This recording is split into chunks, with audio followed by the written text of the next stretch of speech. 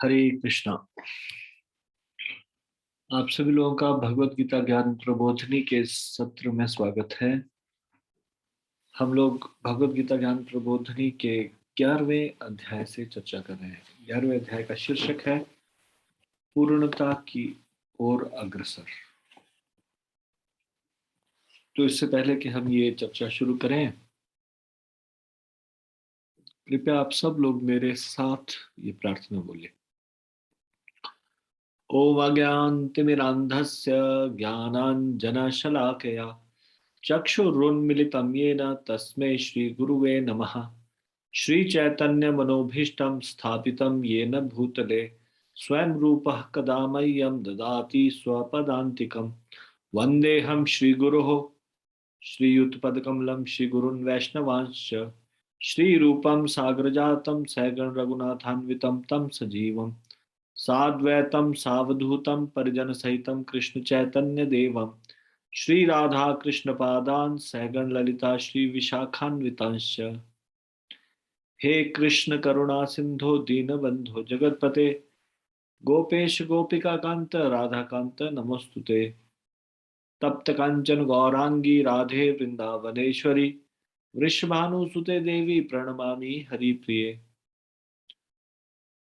वाञ्छाकल्पतरुभ्यश्च कृपा सिन्धुभ्य एव च पतितानां पावनेभ्यो वैष्णवेभ्यो नमो नमः। जय श्री कृष्ण चैतन्य प्रभु नित्यानंद श्री अद्वैत गदाधर श्रीवासादि गौर भक्तवृंद। हरे कृष्ण कृष्ण कृष्ण हरे हरे हरे राम राम राम हरे हरे।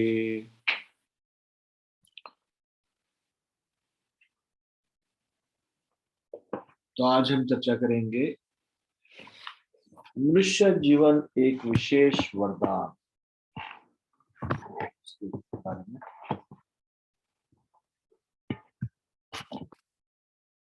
अचिंत्य गौर प्रभु,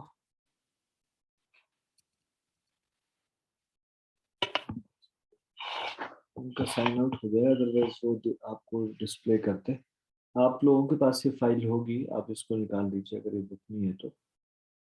मनुष्य जीवन एक विशेष वरदान, human form of life a special benediction.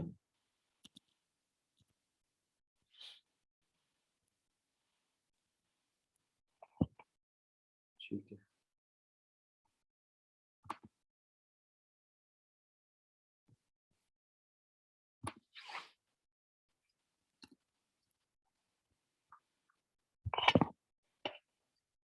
जीवन की निम्न योनियों जैसे कि वृक्ष, जानवर अथवा पक्षी पाप युक्त कर्मों से पीड़ित नहीं होते, क्योंकि वे कभी भी प्रकृति के नियमों का उल्लंघन नहीं करते। उदाहरण स्वरूप एक व्याघ्र अपने अर्जित यानी कि शिकार को मारकर कोई पाप युक्त कर्म नहीं करता, क्योंकि उसका शरीर उसी प्रकार के कार्य करने के लिए है। यह उस उद्देश्य के लिए समुचित रूप से सज्जित है। कर्म फल जो जीव द्वारा विभिन्न योनियों अथवा अन्य मनुष्य शरीरों के माध्यम से अपनाए जाने वाले पथ को निश्चित करता है, केवल मनुष्य योनि में ही क्रोधभूत होता है।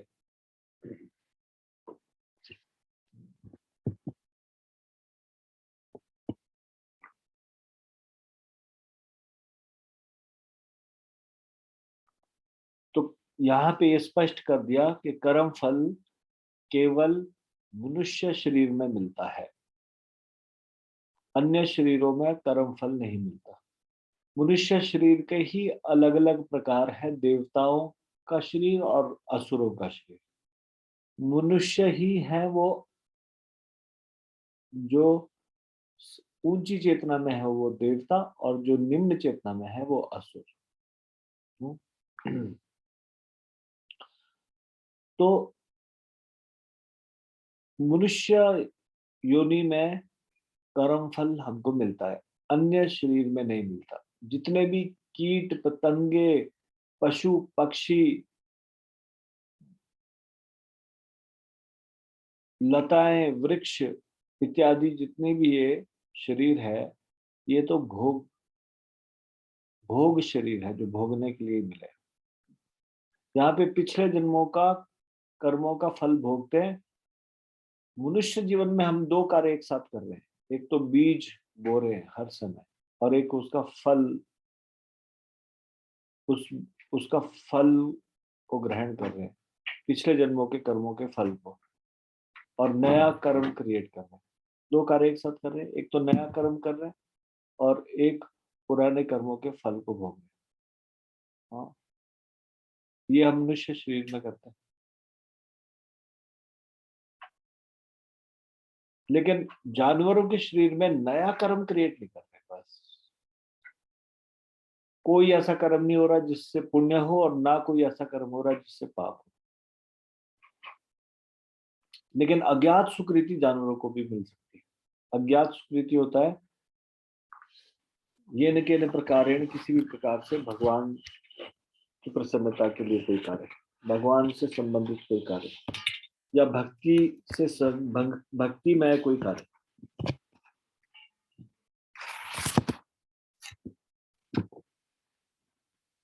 जैसे कि यदि एक हाथी भगवान के विग्रह को अपनी पीठ पर लेके जाता है तो उसको अज्ञात स्मृति मिलेगी।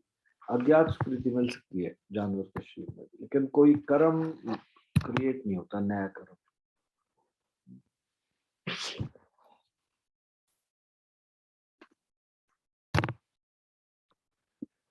इस प्रकार से हम समझ सकते हैं कि कैसे मनुष्य योनि एक चौराहे की भांति है, जहां जीव को स्पष्ट रूप से यह निश्चित करना होता है कि उसे किस पथ पर जाना है, स्वर्ग की ओर जाने वाला पथ, नरक की ओर जाने वाला पथ, अथवा भगवान की ओर जाने वाला पथ। ये तीन बताए गए। चौथा इसमें बताया नहीं गया, लेकिन चौथा वापस मनुष्य शरीर में आने वाला पथ, चौराहा।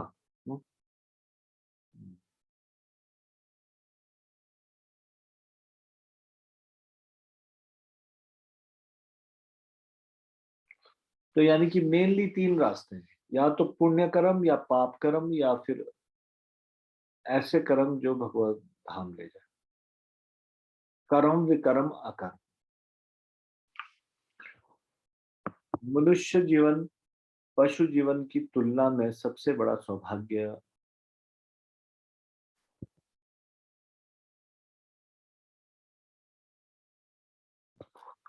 मनुष्य जीवन, अभी हमने पहले पढ़ा, मनुष्य जीवन अपना भविष्य निश्चित करने की एक संधि या एक junction to decide your future. देखिए, रेलवे स्टेशन में कोई ट्रेन वापस नहीं मुड़ सकती, एक ही तरफ को चलेगी ट्रेन।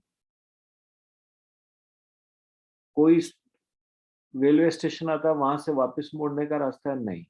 लेकिन जंक्शन में बहुत सारी पटरियों का जाल बिछा है, और वहां से अलग अलग दिशाओं के लिए पटरियां विभाजित होती। अब वहां जंक्शन में वापस मुड़ के आ सकती है, और जगह वापस मुड़ के नहीं आ सकती। तो जब हम 84 लाख के चक्कर में पड़ते हैं, तो एक शरीर के बाद दूसरा शरीर, दूसरा शरीर के बाद तीसरा शरीर, उस समय हम वापस नहीं मुड़ सकते, मतलब कि चेंज नहीं कर सकते रास्ता। लेकिन जैसे जंक्शन में हम रास्ता चेंज कर सकते हैं, वैसे मनुष्य का जीवन समझना चाहिए एक जंक्शन है। चाहे तो ऊपर की ओर जाएंगे, चाहे तो नीचे की ओर, चाहे तो भगवत धाम की ओर। तो ये एक जंक्शन है मनुष्य का जीवन।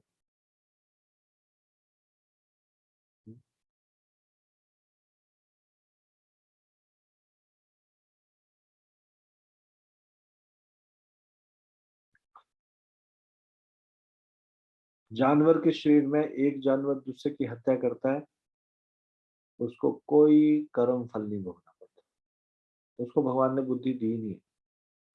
और उसके लंबे सींग या उसके तीखे दांत इसीलिए बनाए हैं ताकि वो इस प्रकार से अपना भोजन करे और दूसरे जानवर की हत्या करे। जानवर के लिए वो शरीर मिला है। मनुष्य के शरीर में कर्म फल मिलता है, जानवर का शरीर तो भोग भोग शरीर है।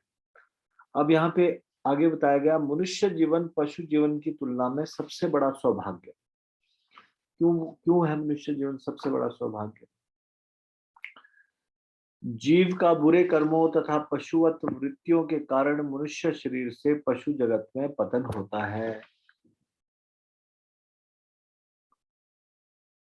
अमानुषिक योनियों में अपने कर्मों को भुगतने के पश्चात अंततो गत्वा वह मनुष्य योनि में वापस आता है, जहां एक नए भाग्य को तराशने हेतु उसे एक नया अवसर प्राप्त होता है। जब जीव एक पशु के शरीर में होता है तो वह आध्यात्मिक प्रगति करने के अवसर को खो देता है। केवल मनुष्य योनि में ही भगवान के पवित्र नामों का जप कर सकता है और भगवान के पास वापस जाने की राह पर वास्तविक आध्यात्मिक प्रगति करता है। दूसरी ओर जीव मनुष्य के अतिरिक्त अन्य शरीरों में केवल मूल प्रवृत्ति द्वारा ही कार्य करने को विवश हो जाते हैं और बिना आध्यात्मिक प्रगति के मनुष्य शरीर प्राप्त होने तक अपना समय व्यर्थ गंवाते हैं।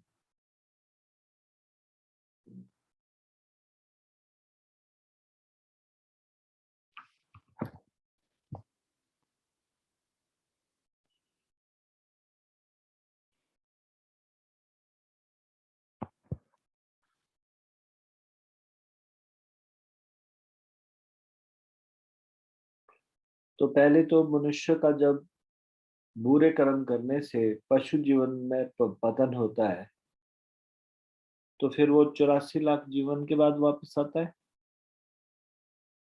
मतलब 84 के चक्कर को पूरा भोग के वापस आता है। मेरा आपसे प्रश्न है, आप लोगों का क्या अंडरस्टैंडिंग? जब किसी ने पाप कर्म किए और उसको मनुष्य का शरीर उनके हाथ से छूट गया तो फिर क्या होता है?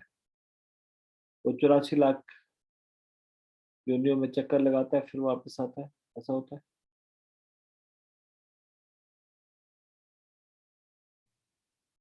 Please raise your hand. Kalawati माता जी बताइए। हरे कृष्णा प्रभु जी, दंडवत प्रणाम।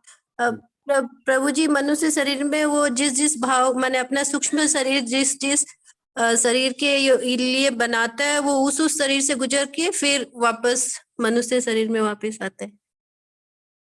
हरे कृष्णा प्रभु जी। आवश्यक नहीं कि वो 84 के चक्कर में ही पड़ेगा। नहीं। अच्छे गौर प्रभु, आप ही कुछ बोलना चाह रहे हैं? हरे कृष्ण प्रभु जी, यही था जो माता जी ने बताया कि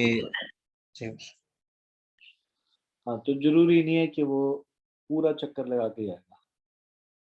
एक बार जानवर के शरीर में जाके भी वापस आ सकता है, या फिर 5 जन्म अलग अलग जानवरों के शरीर में जाके फिर वापस आ सकता है। कार्तिक महीने की कथा के महात्म्य में हमने पढ़ा था कि उसमें एक दो को बताया गया कि उनको शाप मिला, तो उनको बोला कि 3 जन्म तक तुमको पहले जन्म में ये बनना पड़ेगा, दूसरे में अलग अलग जानवर के शरीर बताए, ये तीसरे में ये, उसके बाद मौका मिलेगा मनुष्य शरीर में आने का।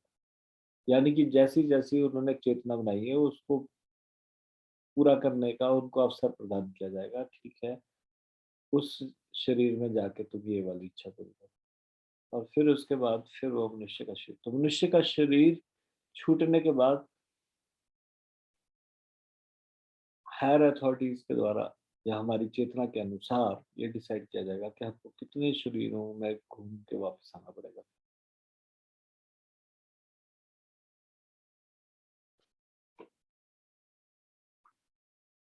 तो पशु जीवन की तुलना में सबसे बड़ा सौभाग्य मनुष्य का सबसे बड़ा सौभाग्य है, ऐसे ही बताया गया। लेकिन हम देखते हैं कई बार जानवर का बड़ा ज्यादा सौभाग्य दिखाई देता है मनुष्य से। जैसे किसी किसी जानवर के शरीर में वो किसी ऐसे ऊंचे व्यक्ति के घर में जानवर है जहाँ पे उसकी बहुत सेवा हो रही है और मनुष्य शरीर में उसकी बहुत दुर्दशा हो रही है। ऐसा भी देखने को मिलता है। तो जब ऐसे देखने को मिलता है तो फिर ऐसा नहीं लगता कि ये जानवर ज्यादा भाग्यशाली है। और जो वो व्यक्ति है उसके पास खाने के लिए भी कुछ नहीं है तो वो कहाँ से सुबह उठ के मंगल आरती करेगा। वो तो हमेशा इसी चक्कर में रहेगा कैसे भोजन मिल जाए। भूखे पेट सो रहा है, भिखारी के घर में पैदा हुआ, भिखारी बन गया। आप क्या बोलते हैं?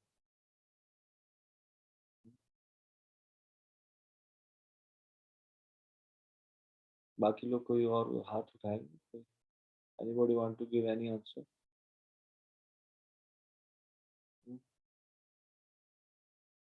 कैसे समझ लें हम कि मनुष्य का ही सौभाग्य है जानवरों के शरीर में?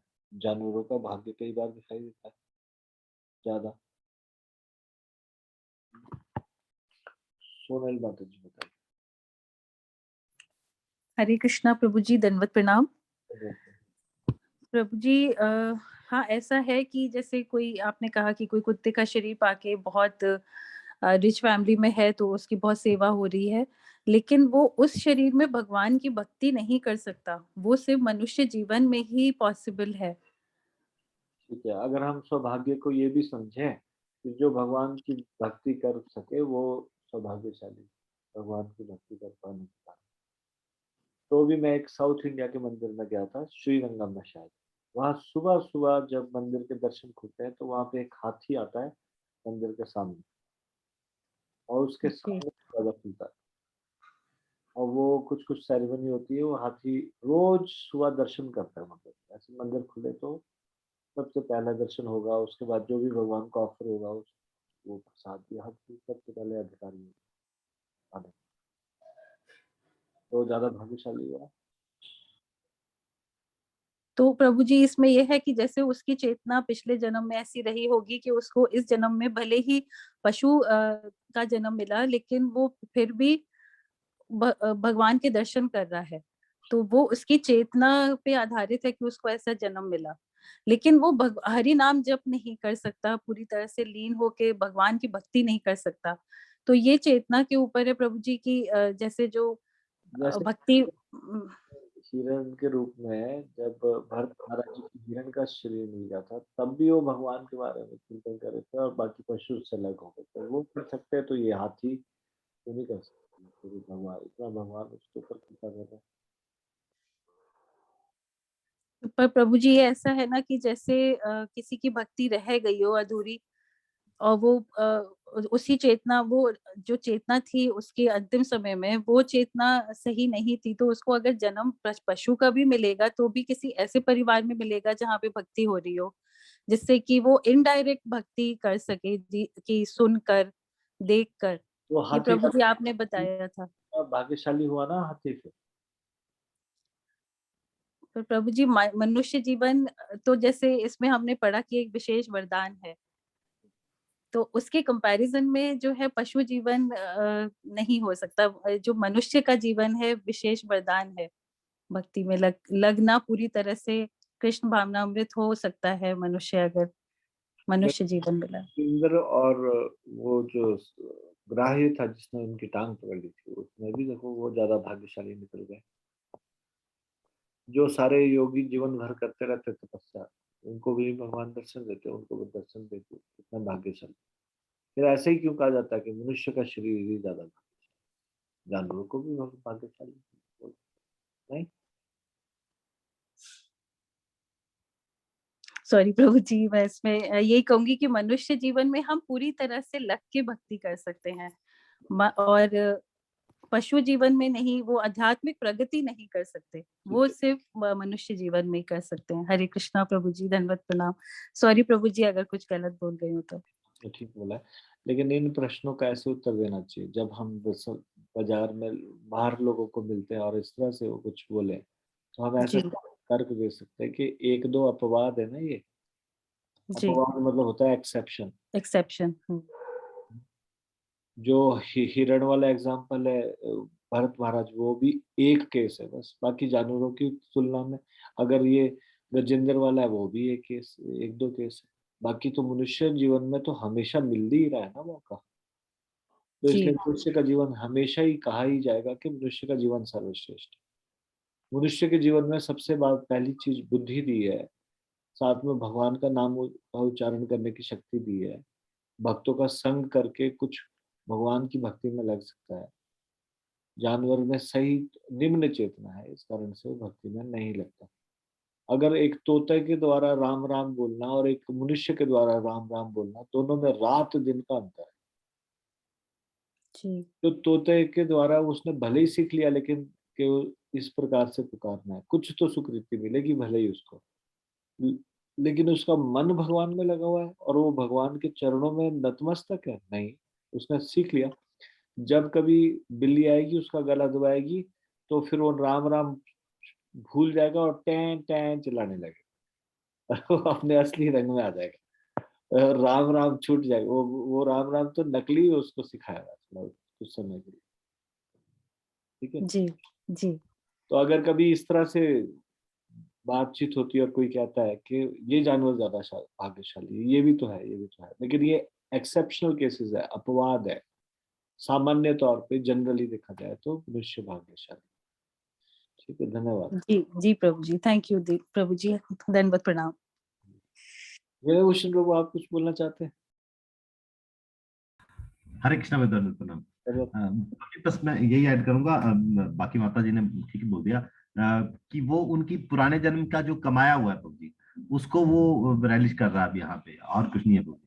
और इवन भक्ति में भी, अब आपको याद होगा प्रभु जी, हम जब अभी वृंदावन गए थे पिछली बार, जब हम आप इकट्ठे गए थे, तो हम मदन मोहन टेम्पल में गए थे। वो दो कुत्ते देखो, जब वहां पूजा होने लगी, वो दूर से दौड़ के आए, और वो शंख जब बज रहा था, वो भी बेचारे वहां वो वैसे जैसे शंख को वैसे वो देखो करने लगे थे, अगर आपको याद है प्रभु जी। तो वो है उनका पुराने, शंख की तरह हाँ, आवाज शंकर करते, आवाज, ऊ की आवाज करे। हाँ, अब वो पूरा अपनी देर, पता नहीं कहाँ से दौड़ के आए प्रभु जी, वो कहाँ थे और कहाँ से आए, और वो उस टाइम वो किया। हमारे पास, मुझे ऐसी याद है, 20-25 साल पहले एक कुत्ता होता था, वो 81 का फास्ट करता था प्रभु जी। उस दिन वो खाने नहीं खाता था प्रभु जी, उसको चाहे जो मर्जी दे दो वो नहीं करता था जी, कभी नहीं करता था।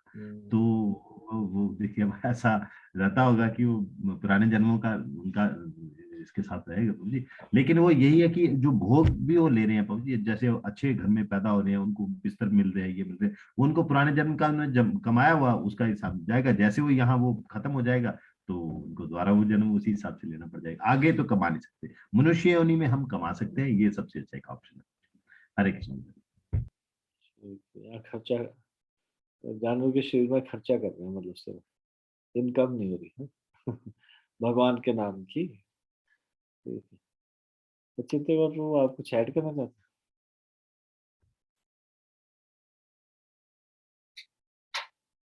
हैं? चिंता बात को सिग्नल का कुछ प्रॉब्लम है। Are you able to hear Achintya बात को?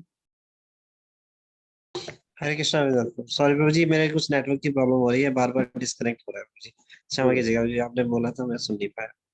प्रभु जी, जो भक्तों ने बताया वही कहना था, लेकिन प्रभु जी जब आपने बोला कि कोई कुत्ता है और वो किसी अमीर के घर में है, तो मुझे एक हंसी आ रही थी सुन के प्रभु जी कि मतलब पिछले जन्म में प्रभु जी जरूर ऐसा है कि भक्ति तो नहीं की होगी, हाँ पुण्य कार्य किए होंगे जिसमें दान दून किया होगा, लेकिन अंत समय में ऐसी चेतना रही होगी, तो कैलकुलेशन तो ये निकल के आती है प्रभु जी, क्योंकि दान किया है तो धन तो मिलना चाहिए तो क्या किया, इंसान का शरीर तो मिलेगा नहीं, चेतना कुत्ते से आ सकती थी बचपन में, तो क्या हुआ, कुत्ते को धनवान व्यक्ति क्या भेज दिया इस ऐसे में जी, तो भाग्यशाली तो नहीं है जी। औरों को अन्नदान किया तो उसको बढ़िया बढ़िया खाने को मिल रहा यस जी, गाड़ी में घूम रहे हैं धनवान व्यक्ति के।